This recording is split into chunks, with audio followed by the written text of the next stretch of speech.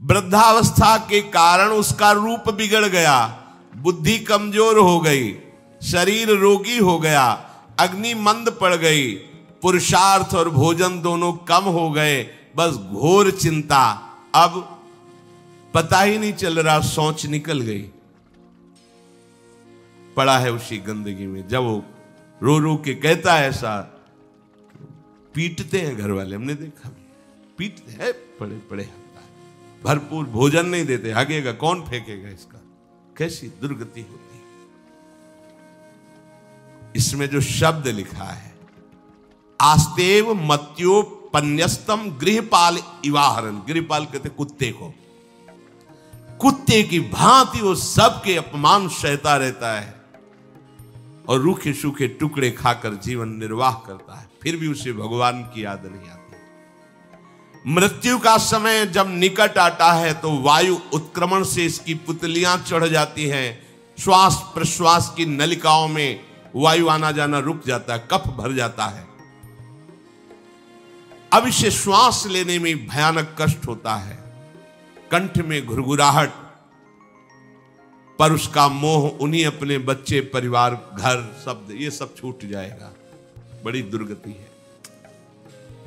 अंतिम समय क्या सोच रहा है, ये पत्नी छूट जाएगी, बेटे छूट जाए, और बेटों ने क्या उनके साथ व्यवहार किया, ये मोह है, ये मेरा कमाया हुआ मकान कैसे छोड़ सकता हूं। तो छिपकली बन के आना, इसी मकान में रेंगना। पक्का आपका अंतिम फाइनल आपका चिंतन होता है, आपका चिंतन वही बनेगा जो जीवन भर आपने किया, उसके परिणाम में बंधु बांधव आकर घेर लेते और मनाने लगते हैं कि अब जल्दी मर जाए, भगवान उठा लें इसे।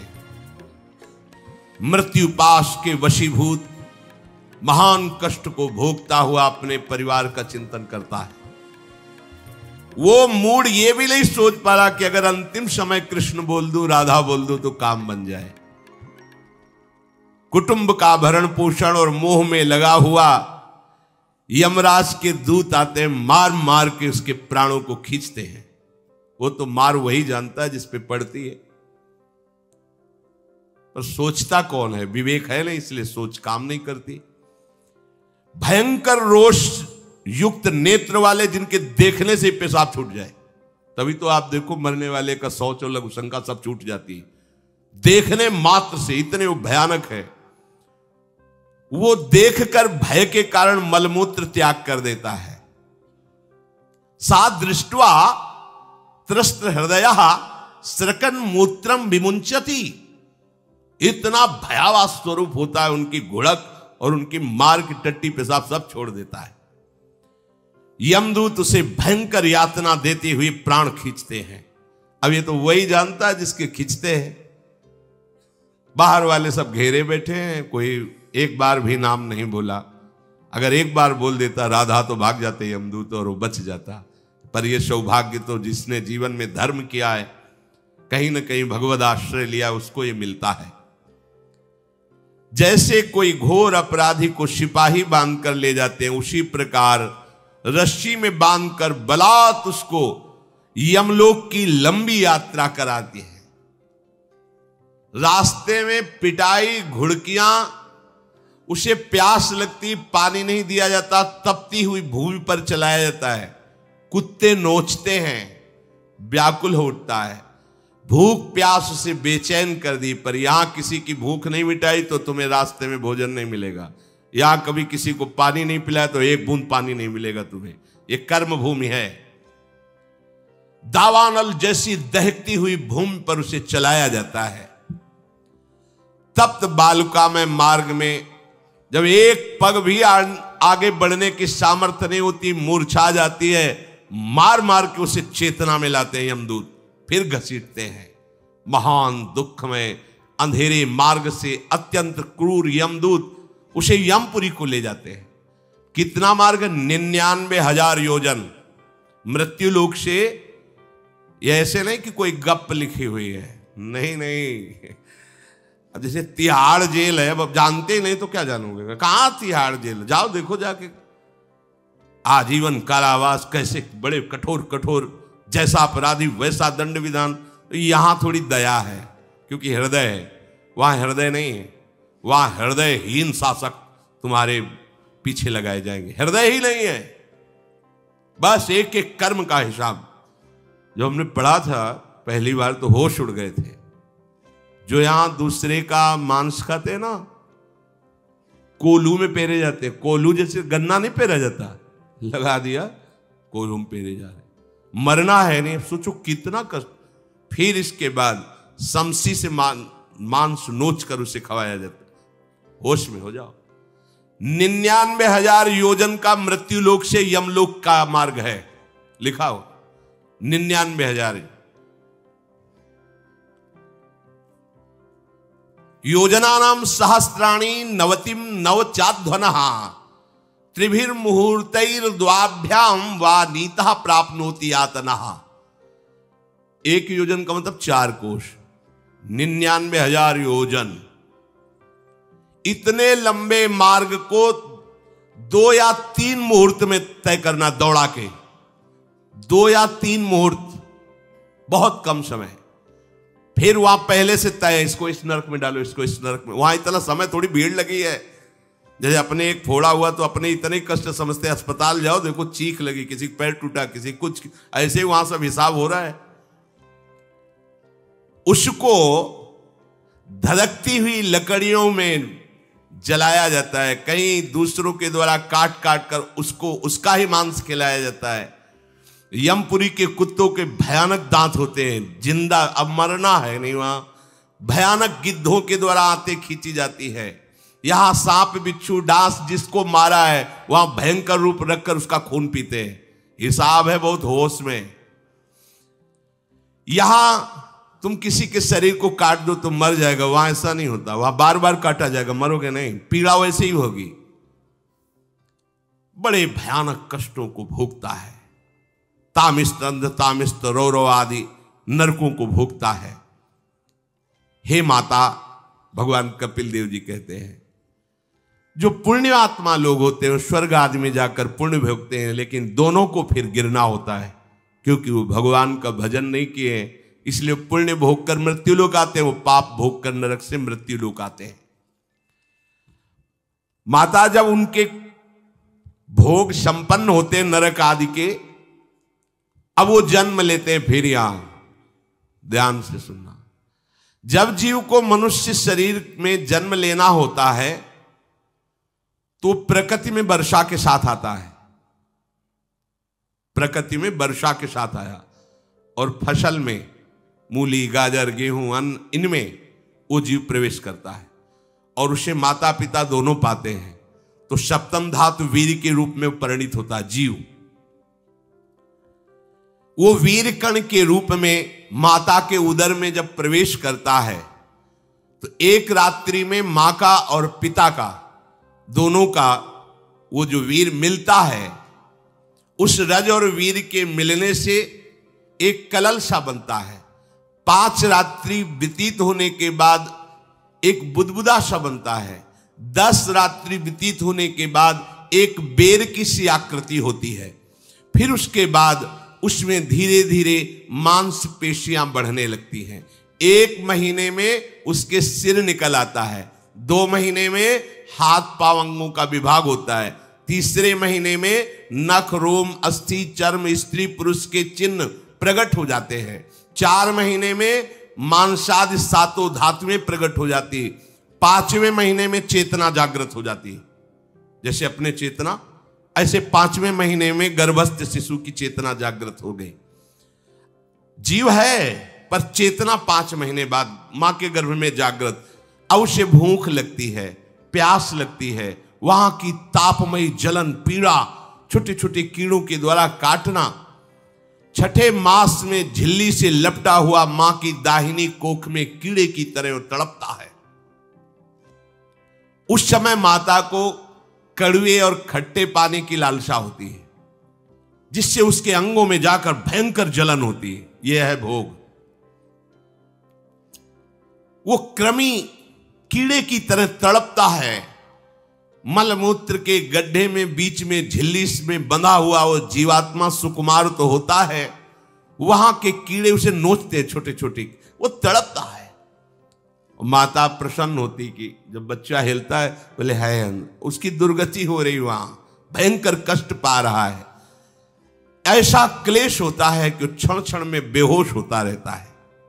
माता के खाए हुए कड़वे, तीखे, गरम, नमकीन, रूखे, खट्टे, यही पदार्थ पाने की इच्छा होती है माता, क्योंकि उसको भोग भोगना है। उसके कोमल शरीर में भयानक पीड़ा होती है जब माता ऐसे पदार्थ खाती है। गर्भाशय की झिल्ली में लिपटा हुआ, आंतों और मलमूत्र से घिरा हुआ सिर, पेट की और पीठ और गर्दन एक कुंडलाकार ऐसे कंकण जैसा, ऐसी आकृति गर्भस्थ शिशु की होती है। पिंजड़े में बंद पक्षी के समान पराधीन, ना तो वो हिल डुल सकता है ना बोल सकता है, बड़ा असमर्थ दुख को भोग रहा है, चेतना पूरी है। इसी समय भगवान द्रवित होकर उसे ज्ञान देते हैं, गर्भस्थ शिशु को, सबको। जे उसे ज्ञान होता है तो सैकड़ों जन्म के कुकर्मों से याद आते हैं, सैकड़ों जन्म के। ओहो, ये मेरे कर्म का ही फल है, मैंने ऐसे कर्म किए इसलिए ये दुख भोग रहा हूं। बेचैन हो जाता है, कैसे निपट पाऊंगा, सैकड़ों जन्म के कर्म जमा है। अब महान अशांति उसके हृदय में, उस शरीर में भयंकर पीड़ा।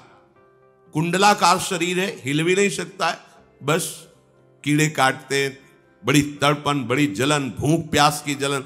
अब एक और भयानक जलन हुई, उसे स्मरण हो जाता है कई जन्मों के, सैकड़ों जन्मों के पाप कर्मों का। 7वां महीना आरंभ हुआ कि ज्ञान का उन्मेष हो गया। अब प्रसूति वायु उसे चला रही है, तड़पता है वो। सप्त धातु में स्थूल शरीर से बंधा हुआ वो जीव भयभीत होकर के पुकारता है, अगर कोई भगवान है तो एक बार मुझे यहां से निकाल दे। वो विनय करता है भगवान से, कोई अगर भगवान है जिसने मुझे इस बंधन में डाला है, एक बार निकाल दे, यहां से जाके केवल भजन करूंगा। जीव कहता, जंतुरुवाच तस्योपशन्नमवितुम जगदिच्छयात् नाना तनोर्भुवि चलच्चरणारविंदम सोहम ब्रजामि शरणम रकुतो भयम में येने दृशी गतिरदर्श सतोनुरूपा। हे प्रभु, मैं बड़ा अधम हूं। ये ज्ञान भगवान की तरफ से गर्भस्थ शिशु को होता है। देखो, स्वयं वो इतना कष्ट पा रहा है, फिर जब आप गर्भ हत्या करते हैं तो आपका पाप कितना बड़ा होगा, सोचो। सब माताओं से विनय है, संयम से रहो, सावधान रहो। ये हत्या ऐसी नहीं कि तुम्हारे दान पुण्य से क्षमा हो जाएगी। ये जो भ्रूण हत्या है, गर्भ हत्या है, बहुत बड़ा पाप है। आप लोग अज्ञान के कारण इसको ध्यान नहीं देते, इसे खिलवाड़ समझते हो। कितना ज्ञान है। बेटी ही मां है, बेटी ही बहन है, बेटी ही पत्नी बनती है, बेटी ही किसी के जीवन को धारण करने वाली बनती है। और आपने गर्भ में देख लिया बेटी है, तुम स्वयं मां होकर उसका साथ दे रहे हो, उसका नष्ट करने के लिए। हमारी तो बात ही समझ में नहीं आती, क्या बुद्धि भ्रष्ट हो गई।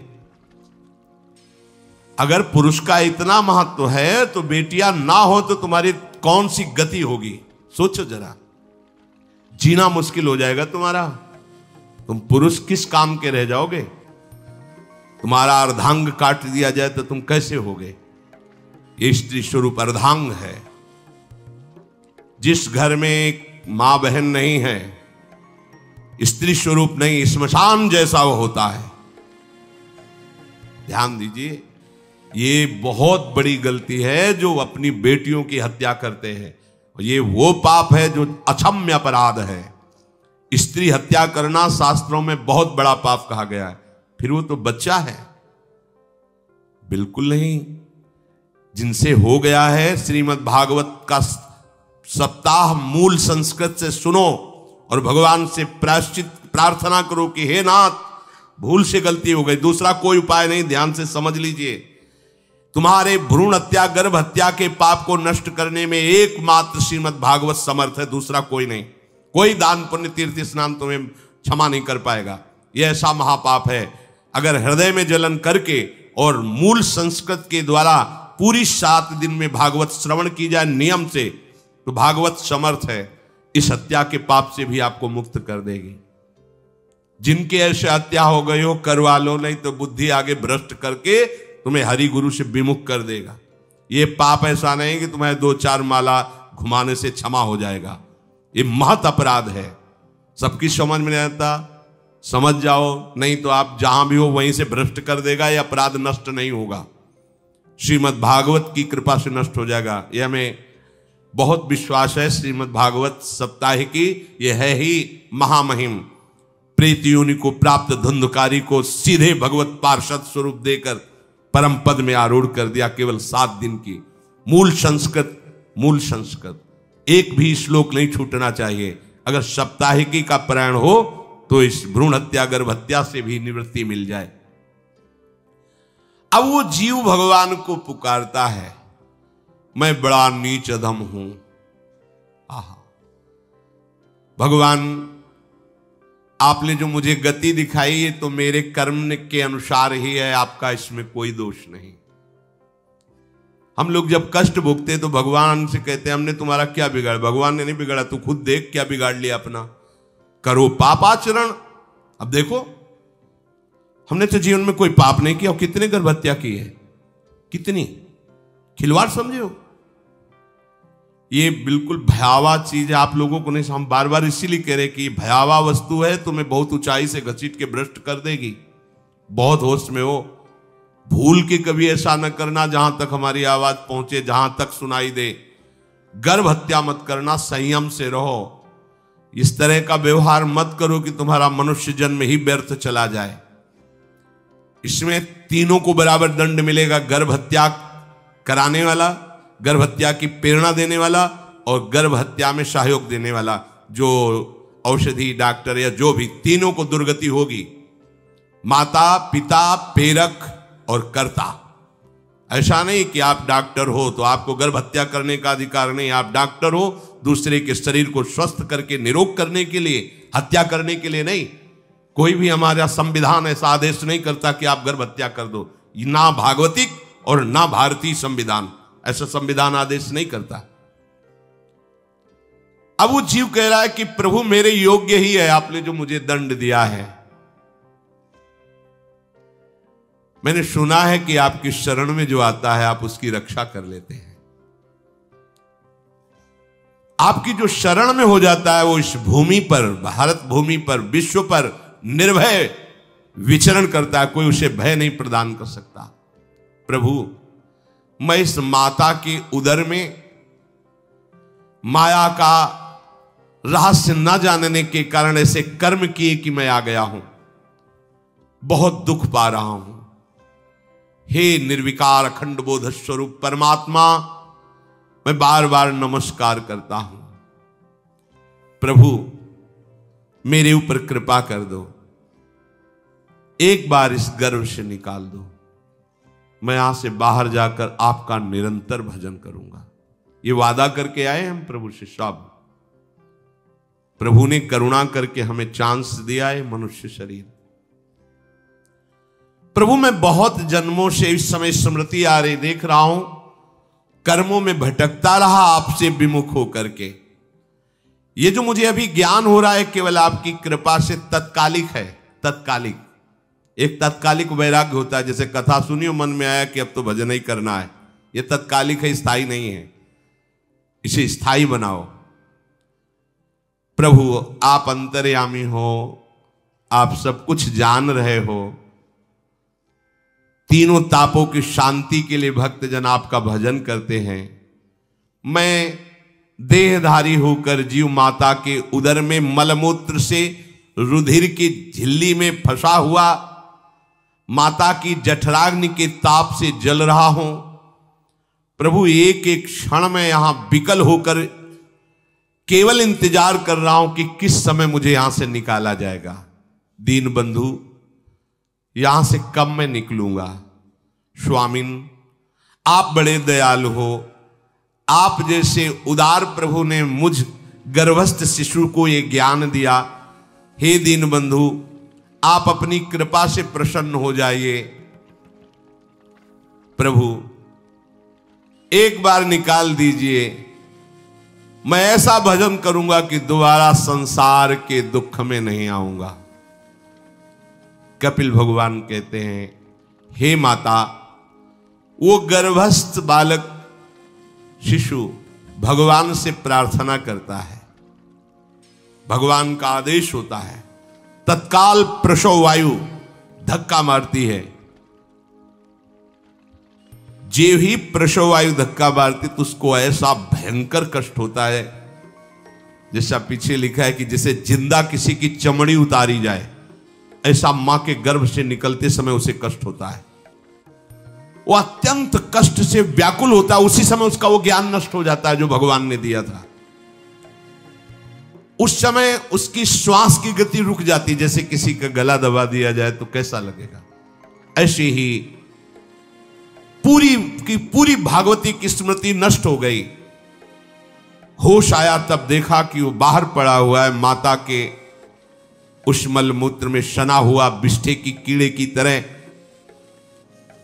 गर्भवास में जो दिव्य ज्ञान प्रकट हुआ था भगवान की कृपा से, वो सब नष्ट हो गया। भूमि परत भा ढाबर पानी, तिम जीवे माया लपटानी। चेतन आई तो रोने लगा। वो ज्ञान कहां गया? वो ज्ञानदाता कहां गया? वो कहता कहां कहां? बोले थाली बजाओ, बच्चा हुआ है। और वो तो रो रहा है कि कहां, वो ज्ञान कहां गया जिसके बल से मैं कह रहा था कि बाहर निकाल दो, मैं आपका भजन करूंगा। सब खत्म ज्ञान। जो लोग उसका अभिप्राय नहीं समझते, वो उत्सव मनाते हैं। बालक हुआ है, वो रो रहा है, वो कहां गया ज्ञान? कहां कहां कहां? छोटा बालक यही रोक कहता कहां? अभी जो ज्ञान उत्पन्न हुआ था, जो अभी भगवान का बोध हुआ था, वो कहां गया? कहां गया? घर परिवार के लोग उसका पालन पोषण करते रहते हैं, उसमें कोई निषेध करने की शक्ति नहीं हो रही। मच्छर काट रहा है, दुख हो रहा है, हटा नहीं सकता बालक। उस जीव को शिशु अवस्था में जब कपड़ों पे लिपेट कर ऐसे लिटाया जाता है तो इतना कोमल त्वचा होती कि कपड़े भी उसको, जैसे खुजलाहट है, पीड़ा है या जलन है, बिल्कुल कोमल त्वचा होती, कुछ नहीं कर सकता हो, बस रो सकता है। ना खुजलाने की, ना करवट बदलने की, ना उठने की कोई सामर्थ्य नहीं। बड़ा कष्ट पाता है बाल्यावस्था में, क्योंकि त्वचा बड़ी कोमल होती, दास मच्छर आदि जीव उसको काटते हैं। गर्भावस्था का कोई ज्ञान नहीं रहा, सिर्फ रोना ही रोना रह रहा। इस प्रकार उसकी बाल्यावस्था कटी, कौमार अवस्था आई, पौगंड अवस्था, इनमें वो खिलवाड़ में फंस गया। जैसे जैसे बड़ा होता जाता, चेतना, गुनगुना, ये कार, ये प्लास्टिक के ऐसे, उनमें मगन है। देखो ना छोटे बच्चों को, अज्ञानवश इसकी ये अवस्था कट गई। बड़े भाग्यशाली ऐसे भी बच्चे हैं जो तुतला के बोलते हैं, उनकी मैया कहती राधा बोलो, राधा। देखो ये सौभाग्य। प्रणाम है उन माताओं को जो अपने बच्चों को भगवान नाम बुलाती हैं कि आप बोलो, श्री हरिवंश बोलो, राधे राधे बोलो। धीरे धीरे उसकी युवा अवस्था पहुंची। इस समय उसके अंदर एक भूत सवार होता है। जवानी का भूत है, ये सबके सवार होता है। अगर मंत्र चल रहा है तो भूत नहीं चढ़ेगा, नाम चल रहा है तो भूत नहीं चढ़ेगा, नहीं तो भूत चढ़ जाता है। ये कुछ भी करवा सकता है भूत, भूत ही तो है ना। वैसे ही पंचभूत लिपट गए, ये ऊपर से जवानी का और भूत सवार हुआ तो जौवन ज्वर के ही नहीं बलकावा। जवानी में कोई भी ऐसा अपराध नहीं जो हो ना जाए। बड़ा भयानक इसमें स्वरूप होता है। इसमें केवल भोग, केवल भोग, एक ही दृष्टि रहती है, भोग भोगना। अज्ञानवश जब भोगों की प्राप्ति में बाधा पड़ती तो भयंकर वो क्रोध करता है, शोकाकुल होकर हिंसा कर बैठता है। जैसी घटनाएं सुनने को मिलती हैं, राक्षसी घटनाएं, ये भूत है जवानी का। जहां कामना में बाधा पहुंची, क्रोध, क्रोध में वो समझ नहीं पाता कि मेरे जैसा ही प्रिय शरीर उसका है जो मैं वर्ताव कर रहा हूं। जैसे जैसे देह बढ़ता जाता है, पुष्ट होता जाता है, वैसे वैसे भोग वासना और अभिमान बढ़ता जाता है। वो काम परवश होकर अपना नाश करना शुरू कर देता है। यौवन, वो फिर खोटी बुद्धि वाला वैसे ही पाप करने लगता है जिन पापों के कारण उसकी दुर्गति हुई थी, नरक आदि की, और मां के गर्भ में आया था।